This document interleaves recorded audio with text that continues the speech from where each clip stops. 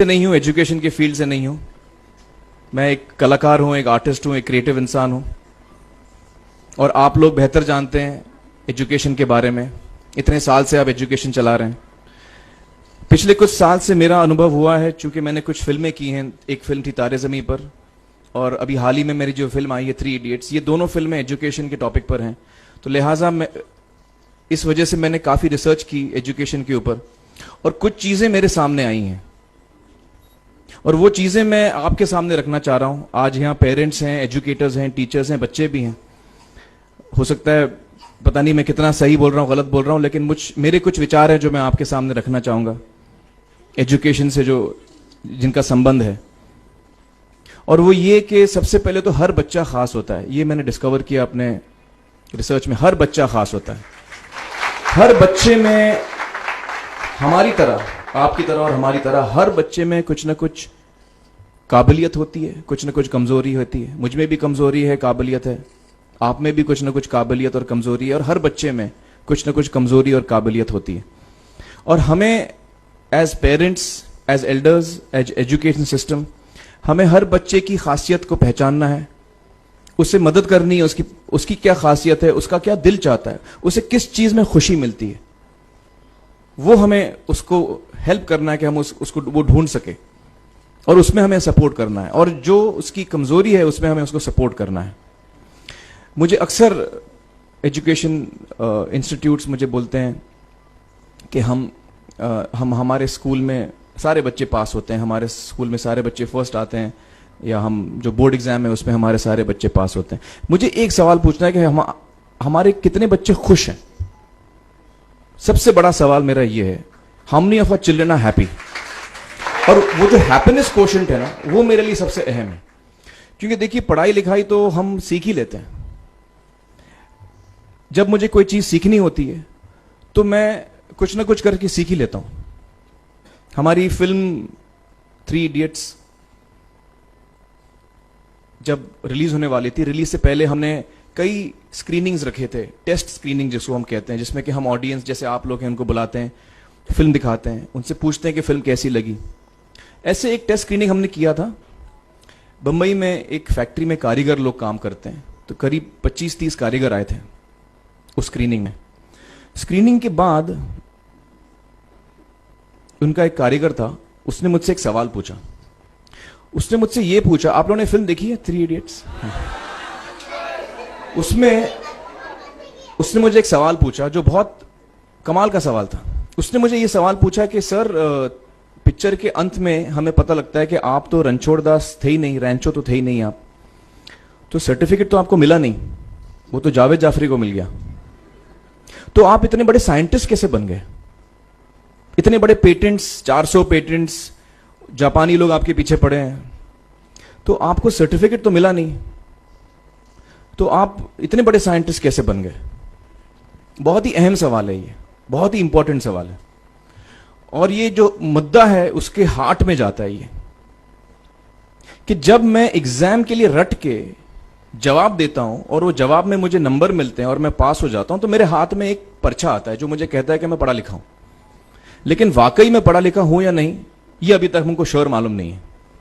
लेकिन जब आप नॉलेज चाहते हैं कि आपको मिले, विद्या मिले आपको, तो फिर वो कागज का मायने कुछ होता नहीं है।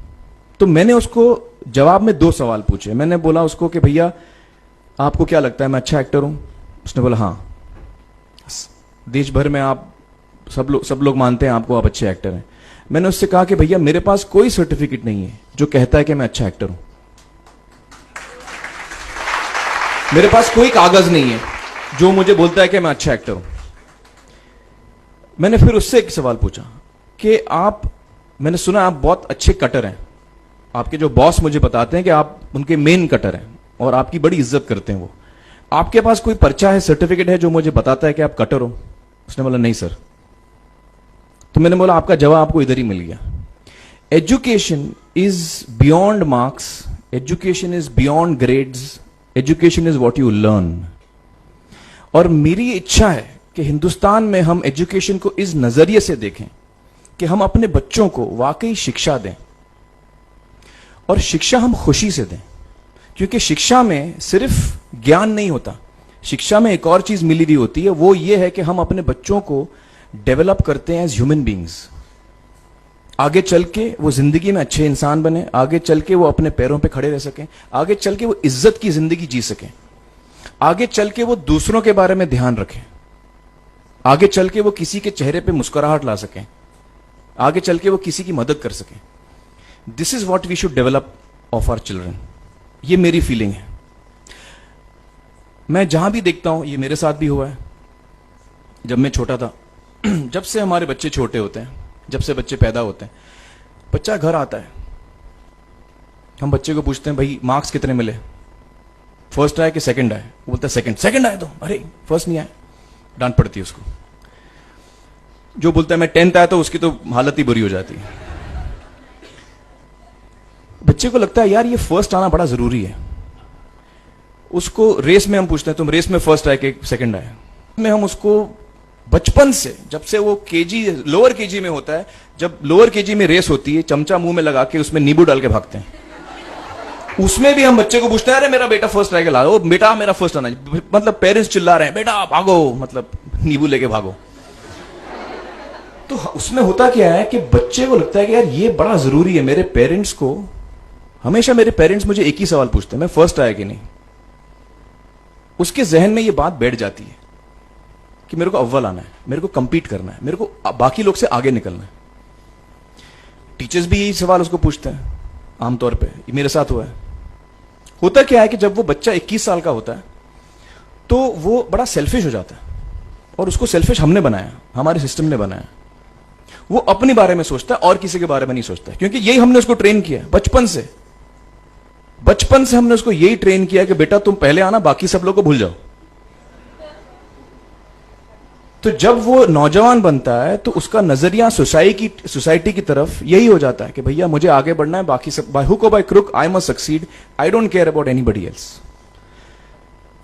मेरा ये दिल कहता है, मेरा ये दिल चाहता है कि अगर हम जितने यहां पेरेंट्स हैं, एडल्ट्स हैं, यंगस्टर्स हैं जो कल जाके पेरेंट्स बनेंगे, अगर हम अपने बच्चों को ये सीख दें जब वो छोटे हैं, जब वो घर आए हम उसको ये सवाल पूछें, ये नहीं पूछें कि मार्क्स कितने मिले, उसको ये पूछें कि बेटा आज तुमने किसकी मदद की, आज तुमने किसके चेहरे पे मुस्कुराहट लाई। अगर हम उसको ये पूछें तो उसको ये लगेगा कि यार जरूरी ये है। मेरे पेरेंट्स मुझे हमेशा ये पूछते हैं, मार्क्स का तो कभी पूछते नहीं, वो मुझसे ये पूछते हैं कि भैया तुमने किसको हेल्प किया आज। तो हेल्प करना लोगों को, लोगों के बारे में सोचना, लोगों के चेहरे पे मुस्कुराहट लाना, ये मेरे पेरेंट्स के लिए बड़ा इंपॉर्टेंट है। साइकोलॉजिकली वो इस चीज के साथ बड़ा होगा। स्कूल वही जाएगा, पढ़ाई लिखाई वही करेगा, वो उसका नजरिया थोड़ा बदल जाएगा।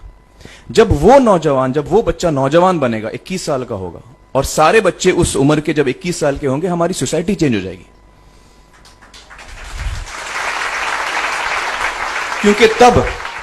क्योंकि तब हमारी सोसाइटी में ऐसे नौजवान होंगे जो खुद के बारे में नहीं सोच रहे, दूसरों के बारे में सोच रहे हैं।